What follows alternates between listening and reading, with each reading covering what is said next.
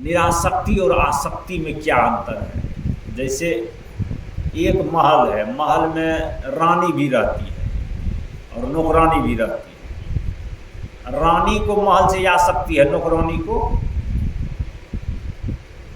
निरासक्ति है कि महल से उसको केवल मेहनत करके पैसा कमाना। रानी को उस महल से आसक्ति है कि वो सोचती है कि मेरा है, मैं हूँ, सब मेरी है। रोज महारानी जिस आसन पर बैठती है, जिस रूम में, जिस घर में, जिस कमरा में रहती, उस कमरा में रोज नौकरानी भी जाती है। और जिस सोफा पर, जिस मखमल पर रानी विश्राम करती है, उसको रोज नौकरानी साफ करती है। तो नौकरानी रोज साफ करती है, उस पर भी बैठती है और उस पर भी लेट लेती है, शौक पूरा कर लेती है, यही पर रानी सोती है। तो नौकरानी साफ करते समय ऊपर बैठ कर शौक मिटा लेती है।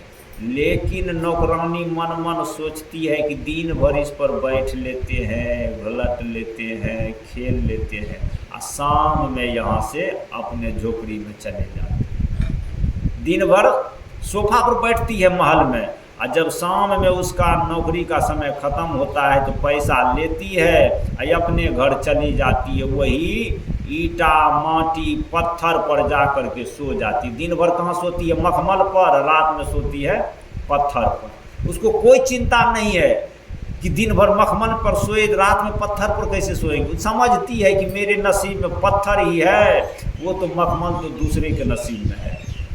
तो नौकरनी दिन भर मखमल पर, रात भर पत्थर पर सोती है। लेकिन सोच लीजिए कि जिंदगी भर तो वह मखमल पर सोती रही दिन में, और रात में अपने पत्थर पर चली गई। दिन भर महल में रही, रात में कुटिया में चली गई। लेकिन महल में आग लगेगा तो कौन रोएंगे? रानी की महारानी? महारानी रोएंगे कि नौकरानी? महारानी रोएंगे। नौकरानी क्यों नहीं रोएंगे? इसलिए कि उसको बहुत महल मिल जाएगा काम करने के लिए, रोजगार करने के लिए। एक लेबर ने एक मालिक से झगड़ा कर लिया। उसने हमको कहा कि हमने फैक्ट्री के मालिक को चैलेंज कर दिया। हमने कहा कि तुम कैसे चैलेंज कर दिया? उसने कहा कि हमने मालिक से कहा कि आपके पास एक फैक्ट्री है, हमारे पास 100 फैक्ट्री है। कहा कैसे? तो उसने कहा कि मालिक के फैक्ट्री में आग लगेगा तो मालिक को कोई बचाने वाला है, रोएगा, लेकिन लेबर को कोई मतलब है, दूसरा फैक्ट्री में बोरा ढोएगा। उसने कहा पीठ पर बोरा तो के पूछे तोरा, हमको क्या जरूरी है एक फैक्ट्री से? हजारों फैक्ट्री का मालिक है। तो लेबर को फैक्ट्री से आसक्ति नहीं है, मालिक को आसक्ति है। फैक्ट्री में आग लगेगा तो लेबर को कोई चिंता नहीं है। लेबर ही अपना झपेटा झोला उठाएगा, दूसरा फैक्ट्री में जाएगा। लेकिन मालिक बेचारा का तो डिबिया बताएगा, क्योंकि ये कई वो फैक्ट्री था, दूसरी फैक्ट्री में तो मालिक बनने देगा नहीं, और लेबर बनने तो सब फैक्ट्री में देगा। तो इसलिए मालिक बनने आपको कोई नहीं देगा, और नौकर बनने सब देगा। तो नौकर बनने में फायदा है कि मालिक बनने में?